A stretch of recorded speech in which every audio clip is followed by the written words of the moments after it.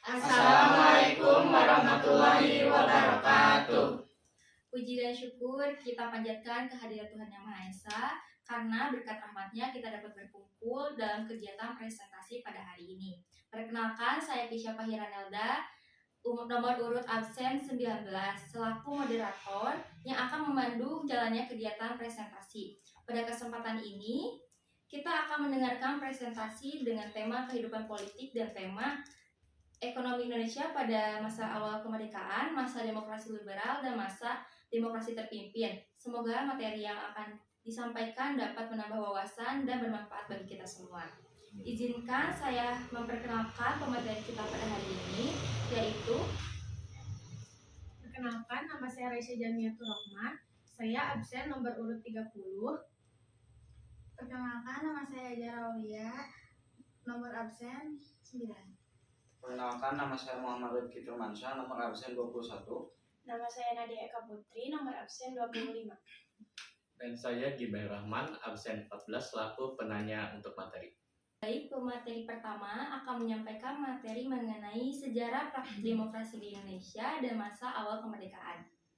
Baik, saya Raisya Jamiatur Rahmah, nomor absen 30, akan menjelaskan tentang sejarah praktik demokrasi di Indonesia. Demokrasi adalah sistem pemerintahan, di mana kekuasaan berada di tangan rakyat. Dalam demokrasi ada dua bentuk utama. Yang pertama ada demokrasi langsung, di mana rakyat ikut mengambil keputusan secara langsung. Dan yang kedua ada demokrasi perwakilan, di mana rakyat memilih wakil untuk membuat keputusan politik. Nah, untuk mencegah kekuasaan terpusat pada satu pihak, diterapkan prinsip trias politika yang membagi kekuasaan menjadi tiga, yaitu legislatif sebagai pembuat undang-undang, eksekutif sebagai pelaksana, dan yudikatif sebagai pengawas serta penaksir hukum. Ketiganya saling mengawasi melalui mekanisme checks and balance. Selanjutnya, saya akan menjelaskan juga tentang masa awal kemerdekaan, yaitu pada kabinet presidensial. Pemerintah mengeluarkan maklumat, yaitu Maklumat Wakil Presiden nomor X 16 Oktober 1945. Lalu ada Maklumat Pemerintahan 3 November 1945 dan Maklumat Pemerintahan 14 November 1945. Perkembangan demokrasi Indonesia juga mengalami beberapa fase, yaitu pada awal kemerdekaan, Indonesia memakai sistem presidensial. Tidak lama kemudian, mulai pada tanggal 14 November 1945, sistem berubah menjadi parlementer atau demokrasi liberal. Namun, kabinet sering berganti karena situasi politik yang tidak stabil. Pada tahun 1945, Indonesia masuk ke masa demokrasi terpimpin yang ditandai dominannya kekuasaan eksekutif dan munculnya gagasan Nasakom. Memasuki Orde Baru, demokrasi Pancasila diterapkan, namun kekuasaan pemerintah kembali sangat kuat, ditambah peran besar militer melalui difusi ABRI. Setelah 1998, masa reformasi membuat demokrasi lebih terbuka, dan sejak 2004, rakyat memilih presiden secara langsung. Terima kasih kepada pemateri yang telah menyampaikan materi dengan cara baik. Kita masuk ke sesi tanya jawab. Bagi peserta yang ingin bertanya, dipersilakan mengangkat tangan. Saya persilahkan penanya pertama. Baik, terima kasih kepada Raisya, absen 30. Saya Gibran Rahman, absen 14 selaku penanya. Izin bertanya. Yang pertama, tolong jelaskan lagi apa pengertian demokrasi dan mengapa demokrasi ini digunakan pada Indonesia. Yang kedua, tadi ada menyangkut mengenai maklumat. Nah, saya ingin bertanya, mengapa pemerintah mengeluarkan maklumat Wakil Presiden nomor X? Silakan dijawab. Kepada pemateri, dipersilakan memberikan jawaban.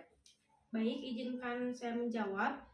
Yang pertama, demokrasi perwakilan adalah sistem politik di mana rakyat tidak mengambil keputusan secara langsung, melainkan memilih wakil-wakil mereka untuk menduduki lembaga-lembaga pemerintahan seperti DPR, DPRD, dan Presiden.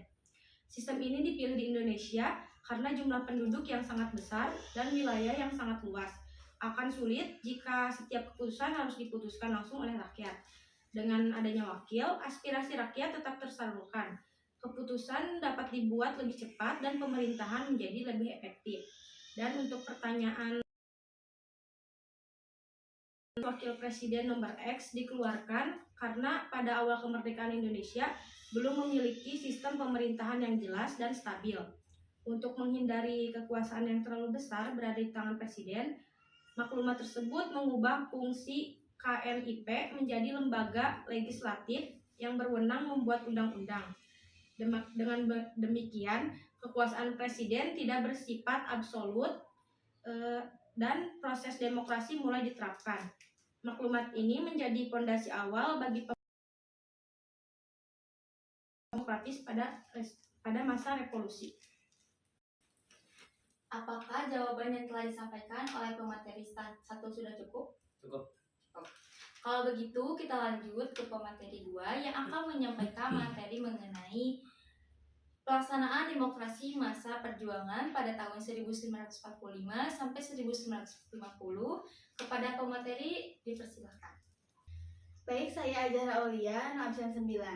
Saya akan menjelaskan tentang pelaksanaan demokrasi pada masa perjuangan 1945 sampai 1950. Indonesia mengalami pergantian kabinet yang cepat karena situasi politik belum stabil dan agresi. Belanda yang terus menekan. Setelah kabinet Syahrir berakhir, kepemimpinan berpindah kepada Amir Syarifuddin dan kemudian Hatta. Namun semuanya menghadapi tantangan perang, konflik internal, serta tekanan diplomasi. Ketika Belanda menyerang Yogyakarta pada 19 September 1948, para pemimpin ditawan dan berbentuklah PDRI di bawah Syarifuddin Prawinegara untuk menjaga keberlangsungan negara hingga pemerintahan kembali normal. Setelah itu Kabinet Hatta II memimpin proses diplomasi yang berujung pada pengakuan kedaulatan Indonesia. Selanjutnya saya akan menjelaskan tentang masa demokrasi liberal 1950 sampai 1959. Indonesia membentuk Kabinet Peralihan RIS yang dipimpin oleh Sutanto Tirto Projo. Sebelum akhirnya kembali ke NKRI. Kabinet Nasir menjadi kabinet pertama di era ini, tapi jatuh karena tidak mampu mengatasi pemberontakan DITII dan persoalan Irian Barat di tengah konflik kepentingan banyak partai. Kabinet berikutnya Kabinet Sukiman. Kabinet berikutnya juga menghadapi persoalan keamanan dan terkena Mutual Security Act yang dianggap bertentangan dengan politik bebas aktif. Kabinet pada masa ini menunjukkan sulitnya mengelola negara dan dalam sistem parlementer yang penuh. Saya Muhammad Rifki Firmansyah, absen 21, izin melanjutkan materi sebelumnya. Baik, dipersilakan. Kabinet Wilopo, April 1952 sampai Juni 1953. Kabinet Wilopo dibentuk pada bulan April 1952 dengan Wilopo sebagai Perdana Menteri. Ia memimpin pemerintahan dengan dukungan yaitu Partai Nasional Indonesia (PNI) dan Masyumi adalah singkatan dari Majelis Syuro Muslimin Indonesia. Tujuan utama kabinet ini adalah melaksanakan program demobilisasi, yaitu mengurangi jumlah tentara dari kebijakan demobilisasi justru menimbulkan ketidakpuasan di kalangan militer karena situasi politik dan keamanan tidak mampu menjalankan tugasnya dengan efektif. Akhirnya kabinet ini harus mengundurkan diri pada bulan Juni 1953. Selanjutnya ada Kabinet Ali Sutar Sastro Amijojo pada Juli 1953 sampai Juli 1955. Dari PNI, Partai Nasional Indonesia, NU, Nahdlatul Ulama, dan beberapa partai kecil lainnya. Kabinet ini memiliki tujuan penting, yaitu memperkuat kedaulatan Indonesia dan memperjuangkan pengembalian Irian Barat dari tangan Belanda ke wilayah Republik Indonesia. Namun kabinet ini menghadapi berbagai tantangan berat di bidang politik dan keamanan. Upaya diplomasi untuk merebut Irian Barat tidak berhasil karena Belanda masih bersikeras mempertahankannya dan muncul berbagai gerakan separatis dan ketidakstabilan keamanan. Kondisi politik yang tidak kondusif membuat kabinet sulit menjalankan program-programnya secara efektif karena tidak mampu menyelesaikan persoalan Irian Barat dan meredam gerakan separatis. Ali Sastro Amijojo akhirnya mengundurkan diri pada Maret 1955. Selanjutnya dilanjutkan 1955 sampai Maret 1956. Setelah jatuhnya kabinet Ali, posisi pemerintahan digantikan oleh kabinet Burhanuddin Harahap. Kabinet Burhanuddin Harahap dikenal sebagai kabinet yang relatif sukses melaksanakan pemilu yang demokratis. Kabinet ini mendapat dukungan dari koalisi Partai Sosialis Indonesia dan NU Nahdlatul Ulama. Salah satu pencapaian menyelenggarakan pemilihan umum pertama di Indonesia pada tahun 1955 yang berlangsung secara jujur, adil, dan nama. Konflik politik antar partai kembali muncul, terutama setelah NU menarik dukungannya pada Januari 1956. Akibatnya Burhanuddin Harahap harus meletakkan jabatan.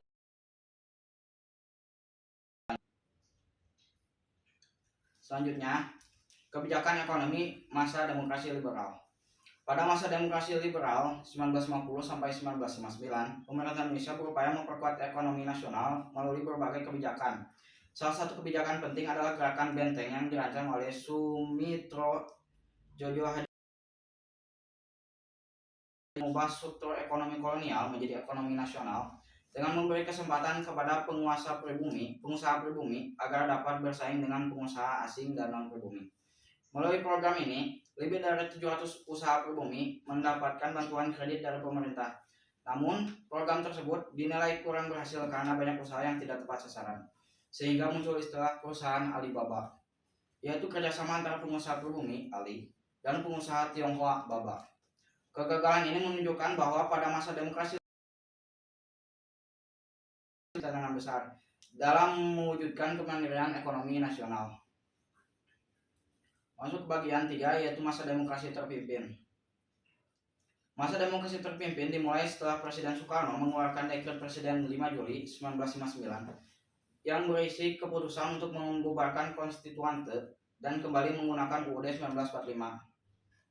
Langkah ini diambil karena lembaga konstitusi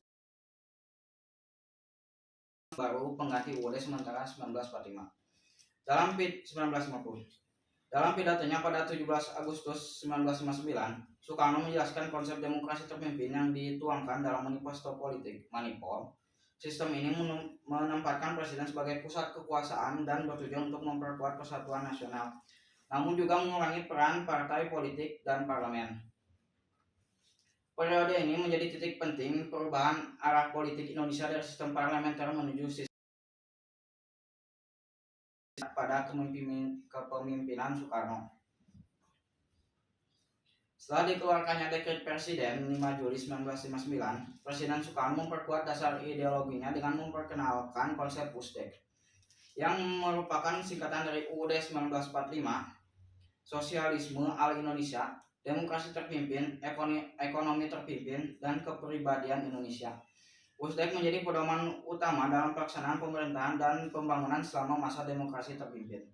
Pelaksanaan dekret ini juga mendapat dukungan kuat dari kalangan militer, terutama dari Jenderal A.H. Nasution yang saat itu menjabat yang menginstruksikan seluruh jajaran TNI AD untuk membantu pelaksanaan serta mengamankan jalannya dekret presiden. Dukungan militer ini membuat posisi Soekarno semakin kuat dalam menjalankan sistem pemerintahan demokrasi terpimpin di Indonesia. Terima kasih kepada pemateri.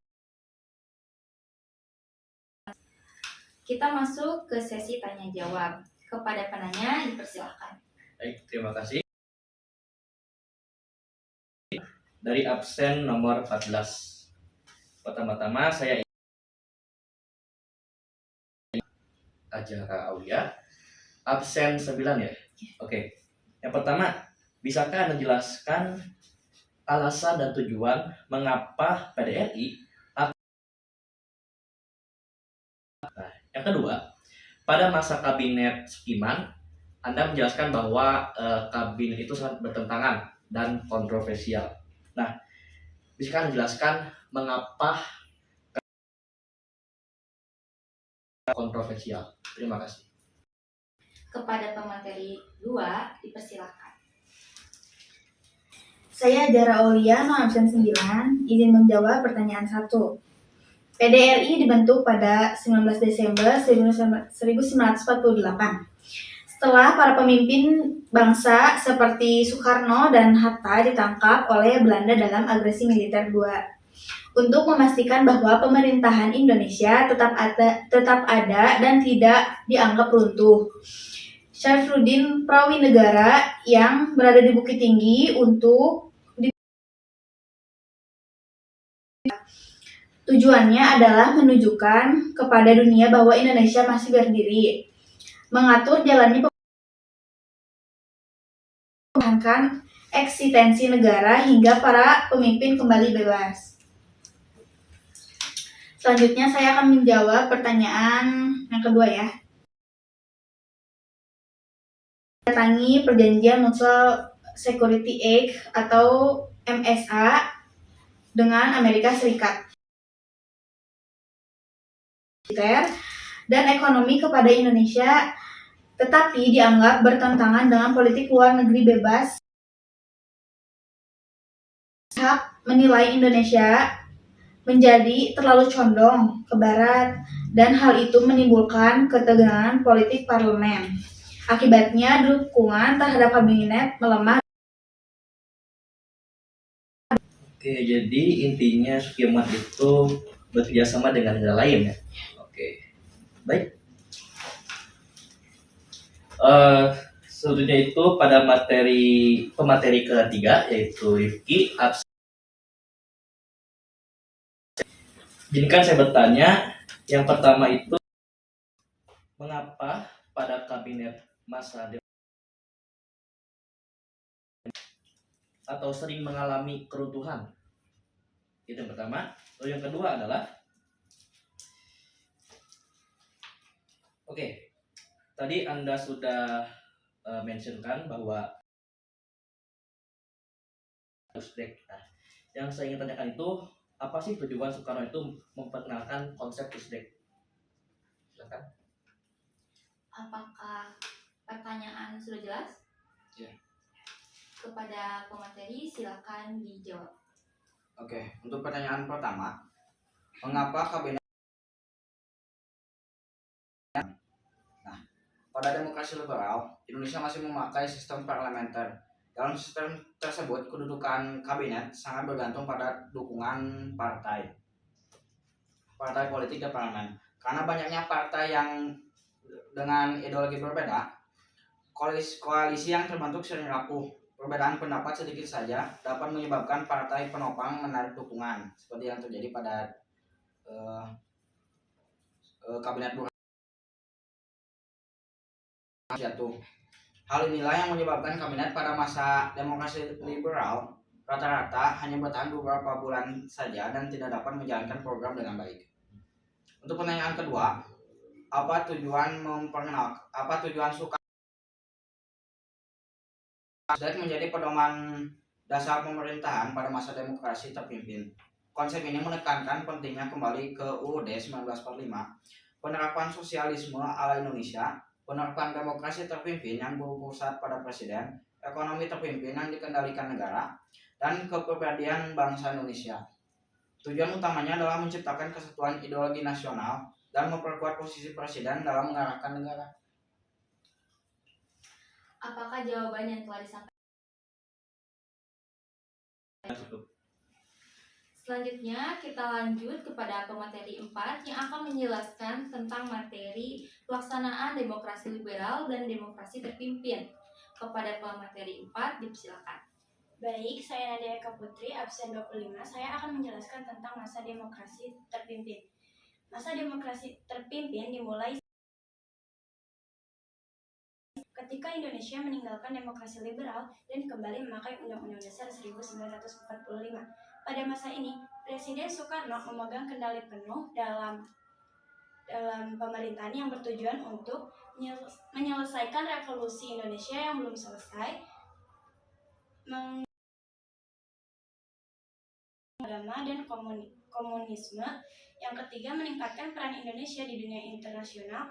Yang keempat, melawan imperialisme dan kapitalisme barat. Ada juga kabinet-kabinet yang dipimpin oleh Soekarno. Yang pertama ada Kabinet Kerja 1 pada tanggal 10 1959 sampai 18 Februari 1960. Kabinet Kerja 2 pada tanggal 18 Februari 1960 sampai 6 Maret 1962. Terus yang ketiga ada Kabinet Kerja 3 yaitu pada tanggal 8 Maret 1963.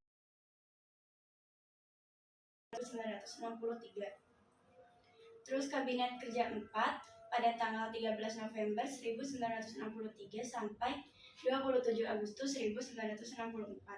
Kabinet Dwi Kora 1 pada tanggal 27 Agustus 1964 sampai 22 Februari 1966. Dan yang terakhir ada Kabinet Dwi Kora 2 yaitu pada tanggal 24 Februari 1966 sampai 28 Maret 1966. Semua kabinet pada masa demokrasi terpimpin, kekuasaan politik terpusat pada Soekarno, TNI AD, dan PKI. Dengan presiden sangat dominan, sementara DPR dan politik melemah. Kebijakan Nasako memburuk akibat inflasi yang tinggi. Dalam masa ini, Indonesia berhasil membebaskan Irian Barat melalui Trikora dan kombinasi operasi militer serta diplomasi hingga wilayah tersebut kembali ke Indonesia pada 1 Mei 1963.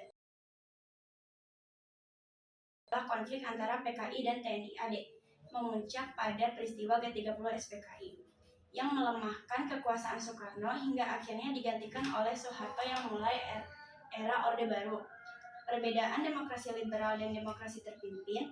Pada masa demokrasi liberal, kedaulatan berada di tangan DPR, sehingga kekuasaan DPR lebih kuat dari presiden. DPR dapat membubarkan kabinet dan keputusan politik diambil berdasarkan suara terbanyak. Sebaliknya, pada masa demokrasi terpimpin, pusat di tangan presiden. Presiden memiliki kekuasaan dominan, tidak dapat diberhentikan, dan pengambilan keputusan dilakukan melalui musyawarah serta suara bulat. Oke, baik, kepada pemateri 4, saya izin menambahkan mengenai Presiden Soekarno mengeluarkan Dekret Presiden 5 Juli 1959, Indonesia meninggalkan sistem demokrasi liberal dan masa ini dikenal sebagai masa demokrasi terpimpin, di mana seluruh kebijakan pemerintah berpusat pada kepemimpinan. Nah, tujuan utama pembentukan kabinet-kabinet ini adalah untuk melaksanakan semua keputusan penting dikendali oleh Presiden Soekarno. Pemerintah berusaha mewujudkan kuat Masakom atau nasionalisme, agama, dan komunisme, serta meningkatkan. Pada masa ini, pemerintah juga menekan semangat gotong royong dan anti-imperialisme. Dan partai politik serta parlemen kehilangan pengaruhnya. Akhir masa demokrasi terpimpin dikendali oleh ketenagaan politik dan G3OS atau PKI pada tahun 1965 yang akhirnya menyebabkan runtuhnya pemerintahan Soekarno dan digantikan oleh pemerintah Orde.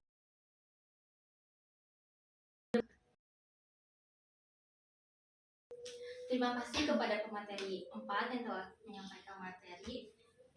Kita masuk ke sesi tanya jawab. Kepada penanya, silakan. Oke, baik, terima kasih pemateri 4 yaitu Nadia, absen 25.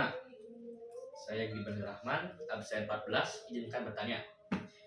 Yang pertama, Apa perbedaan pelaksanaan kedaulatan rakyat pada masa demokrasi liberal dan demokrasi masa terpimpin?